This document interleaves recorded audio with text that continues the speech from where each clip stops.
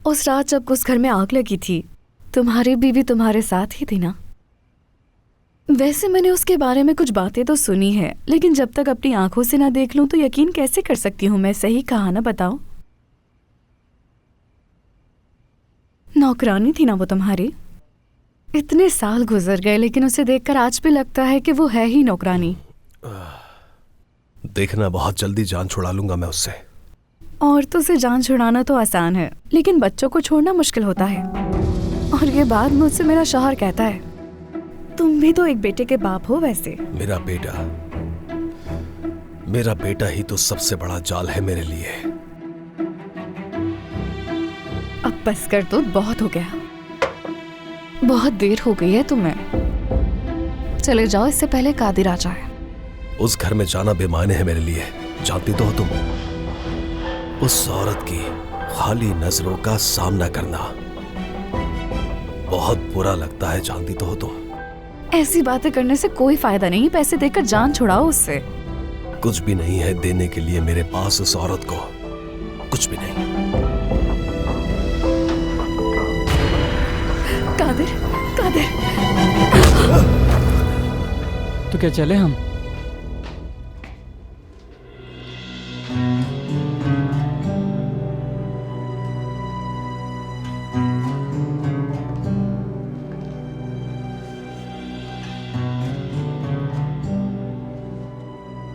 मैंने आज तक किसी को भी अपने करीब इस तरह से नहीं आने दिया।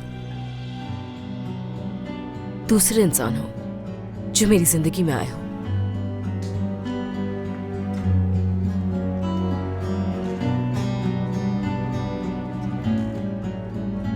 योंजा,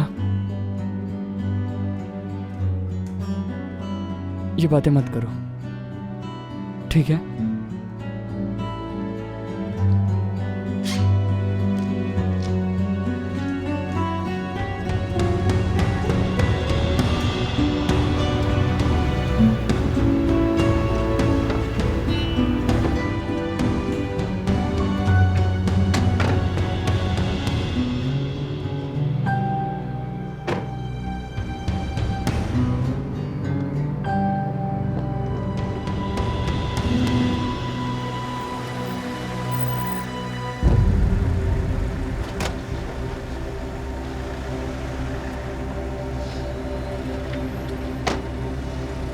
बाबा, क्या हुआ है आपको? ये किसने किया है?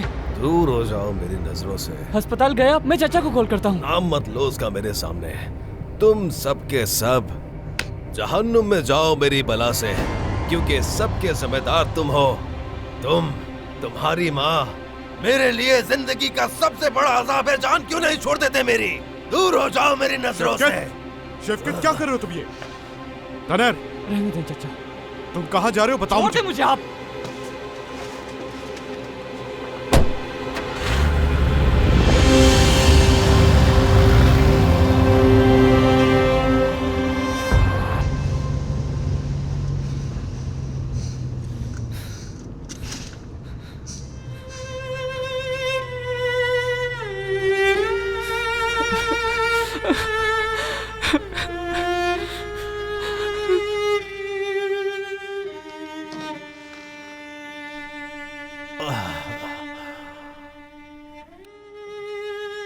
एक अच्छा बेटा अपने बिगड़े हुए भाई की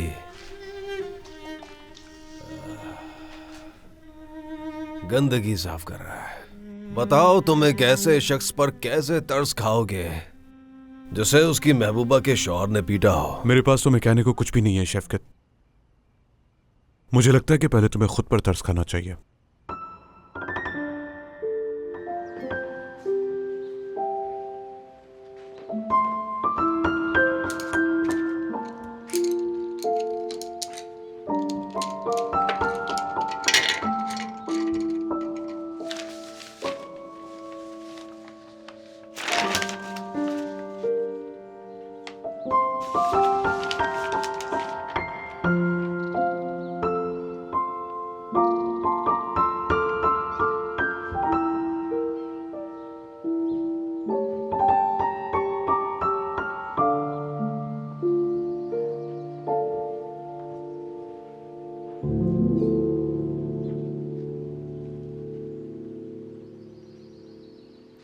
कैसा है?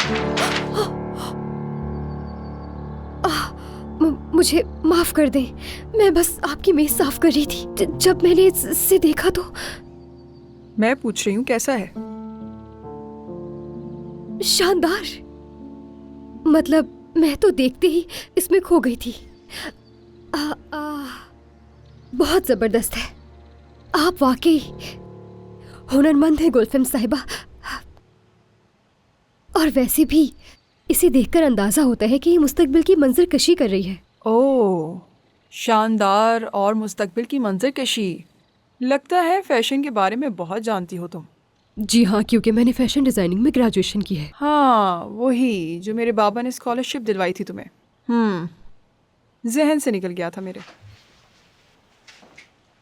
तो एक तालीम याफ्ता फैशन डिज़ाइनर के तौर पर मैं तुम्हारी तफसीली राय जानना चाहती हूँ। क्या वाकई आप मेरी राय जानना चाहती हैं? क्या सच में? क्या तुम मुझे अपनी राय से मुतासिर नहीं करोगी?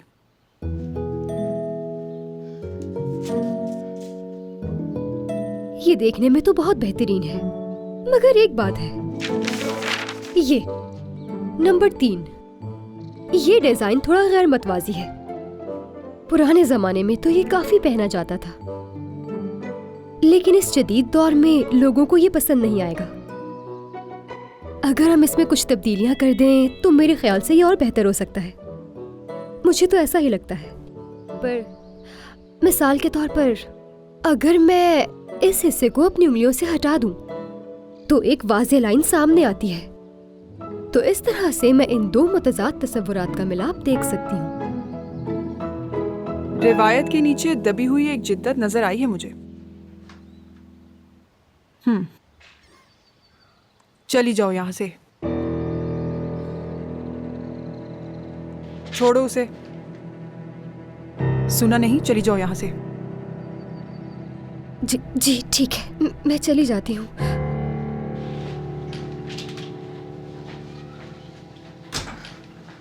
बेवकूफ।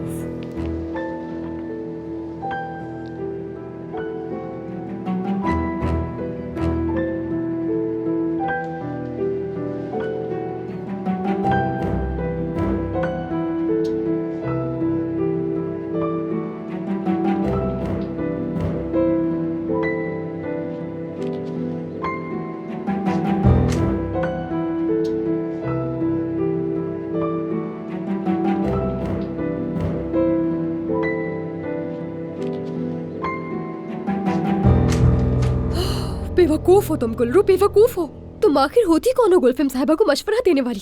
अगर इसको इस तरह से बनाए तो और अच्छा लगेगा। तुम अपना मुंह कभी बंद नहीं रख सकती, बेवकूफ गुलरू। हाँ। कैसे हैं बाबा? ठीक हूँ बेटी। योंजा अभी तक नहीं आई? वो आज तुमसे पहले उठ गई थी, काफी जल्दी में थी। कह रही थी कि नाश्ता लेकर आती हो, लेकिन अभी तक आई नहीं नाश्ता लेकर। वो पहले अस्पताल में इतनी देर काम नहीं किया करती थी। जैसा कि तुमने कहा कि उमर साहब सख्त आदमी है, इसलिए वो रात भी देर से आई और सुबह जल्दी चली गई। ये सब समझ नहीं आ रहा मुझे। आप ऐसे क्यों कह रहे हैं बाबा? ऐसा हर रोज थोड़ी होता है। चार्जिंग खत्म हो गई मेरे फोन की, मैं इसे चार्ज पे लगा के आती हूँ।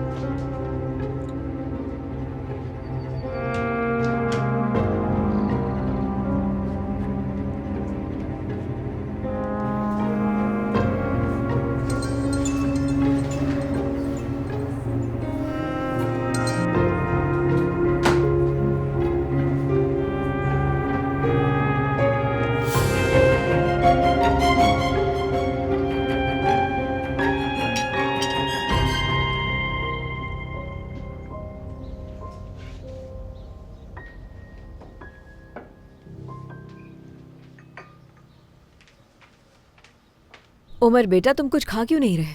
भूख नहीं है। मबरूरे उमर के लिए कुछ और बनवाओ। शायद उमर को ये खाना पसंद नहीं आ रहा।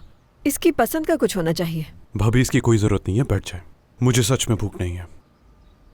इस तरह तो बेटा तुम कमजोर हो जाओगे। खाना जरूरी है, इतना काम करते हो तुम।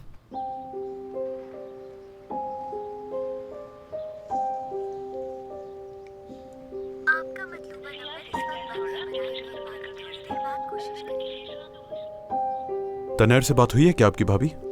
नहीं, मैंने सुबह उठते ही उसे कॉल की थी लेकिन फोन बंद था उसका। कुछ बुरा हुआ है क्या? हाँ नहीं, बस ऐसे ही पूछ रहा था।